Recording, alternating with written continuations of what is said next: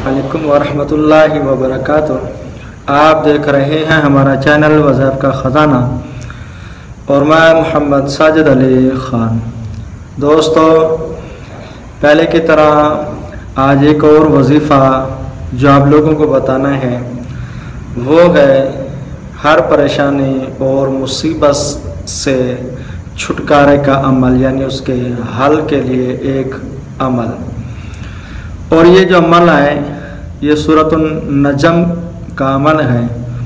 अगर किसी को कोई ऐसी परेशानी या ऐसी बीमारी या ऐसी कोई तकलीफ़ मुसीबत आ गई जो समझ लें हल ही नहीं हो रही और जिस पे आई वो इंसान बहुत ज़्यादा परेशान है, काफ़ी हद तक कोशिश की इस परेशानी को हल के लिए मगर उससे हल ना हो सके, तो उस परेशानी को हल करने के लिए मैं आज आप लोगों को एक वजीफ़ा बताना चाहता हूँ।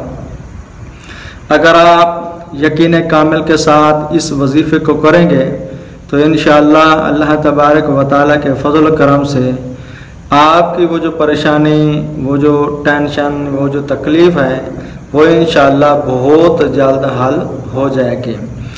उसके लिए आपने ये करना है कि एक तो जगह की पाबंदी करनी है, यानी जिस जगह पहले दिन अमल करेंगे उसी दिन उसी जगह पर रोज़ाना अमल करेंगे।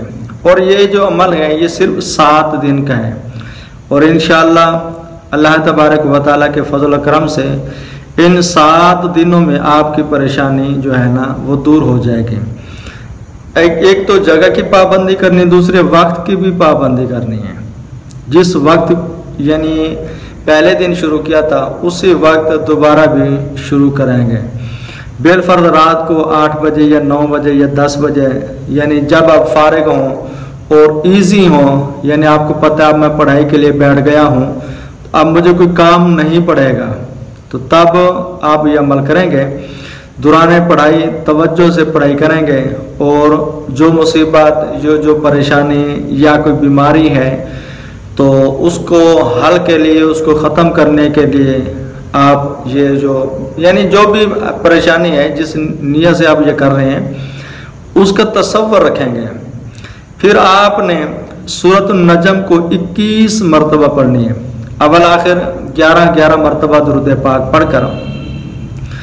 और इस अमल की जो है ना बरकत ये है कि सूरतुन नजम में सजदे वाली आयत हैं। जब आप सूरतुन नजम यानी पढ़ रहे होंगे, जब सजदे वाली आयत आए तब आपने सजदे में जाकर अपनी परेशानी के लिए दुआ करनी है, यानी वो सजदे वाली आयत पढ़ के फिर सजदे ही में चले जाना है।